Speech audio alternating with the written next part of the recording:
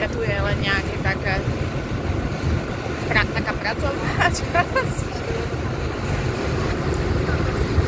A za zakrutou budeme v Trogire,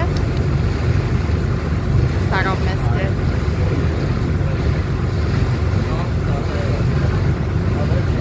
Čiže priamo z kempingu Rožac odchádza loď každú hodinu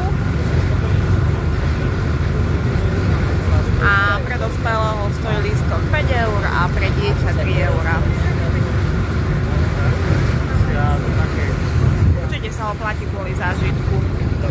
Taxíkom nás vyšlo nejakých 10 eur z Trogiru do okruhu Gornej a bolo to vo večerných hodinách. Dnes pôjdeme späť opäť taxíkom, takže uvidíme, koľko zaplatíme dnes, ale loďou sme určite chceli ísť aj kvôli deťom, aj kvôli nám. Začalo nám fúkať. Krásne plachetnice. Nádhera. Celkovo Trogir je krásne mesto. V centre má peknú pevnosť. Máme tu vlny.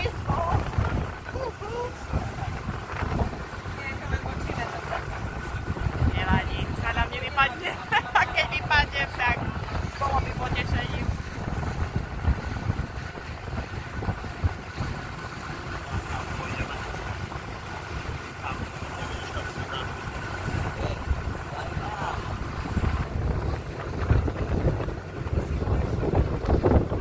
Trošku vám to priblížim. Pozadí je už pevnosť, ktorá je v meste.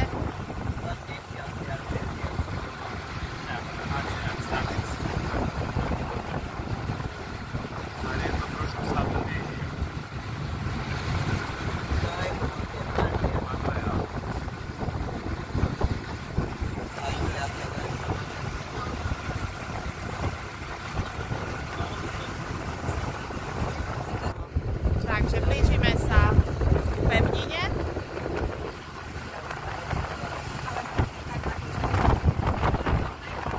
Dávaj pozor.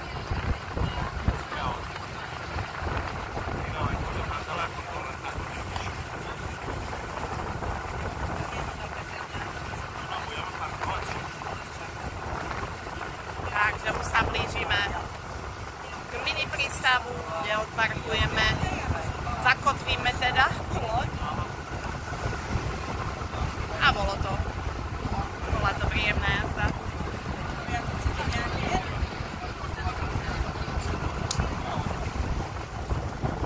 Takže sme na mieste a ideme sa poprechádzať po Trogire, po uličkách.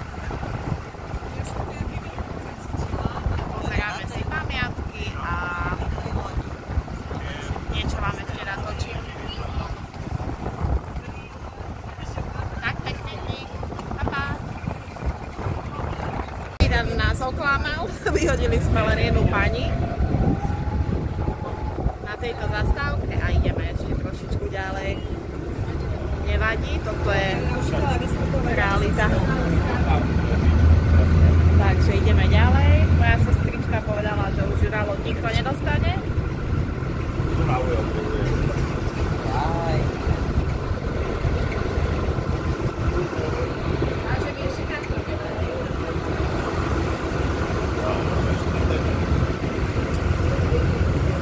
Ináč cítim tu dobré jedlo. Ako keby niečo grillované. Takže sa otáčame a ideme k pevnosti. Takže sme pri pevnosti.